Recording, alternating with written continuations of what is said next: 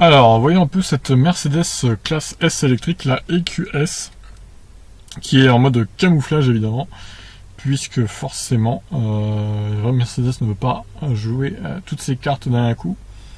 Est-ce qu'on a des infos sur la batterie? Voilà, un pack de batterie de moins 80 kWh, un pack de batterie égal à peu près avec le Mercedes EQC du coup, même si on peut penser que la berline consommera un peu moins que le gros SUV Mercedes là. Elle devrait être un poil plus efficiente vu qu'elle est plus aérodynamique. Bon après rien n'est sûr, hein, je dis ça comme ça, mais bon logiquement je dirais quand même que la berline consommera un peu moins que le EQC. Bon après ça reste à voir.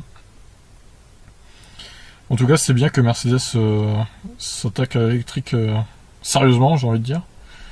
Alors s'il apparaît de prime abord moins offensif sur le segment que le groupe Volkswagen, du moins sur le plan de la communication, Mercedes n'en demeure pas moins motivé sur le sujet. Ouais, ils font ça un peu en secret finalement. Annonçant une dizaine de modèles électriques d'ici à 2022, la marque du groupe Daimler devrait peu à peu étendre sa gamme EQ.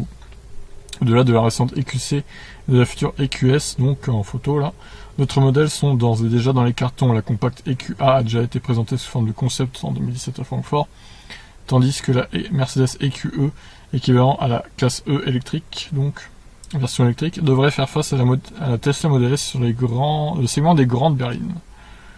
Bon, bah écoutez, pourquoi pas. Je vois que Automobile Propre a changé son système de notes, des news d'ailleurs. Non mais bref, voilà, c'est bien que les Mercedes s'y mettent sérieusement aussi. On les attend de pied ferme également. J'espère qu'ils vont faire des voitures efficientes, qui consomment moins que le EQC, parce que le EQC il consomme moins que l'Audi e-tron, mais quand même, on est quand même sur une conso un peu gargantuesque. Donc faut qu'ils travaillent sur ça, les Allemands, Audi comme Mercedes, Volkswagen, ils ont l'air plutôt pas mal niveau consommation, efficience. Ça reste à tester quand même, parce que bon, pour l'instant, c'est que de la théorie.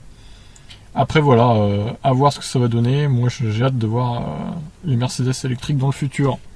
Sachant aussi que la marque Mercedes sera présente en Formule E dès l'an prochain, ce qui fait que bah, évidemment ils vont lancer leur communication à partir de ça aussi. Sur ce je vous laisse, n'hésitez pas à réagir, ciao.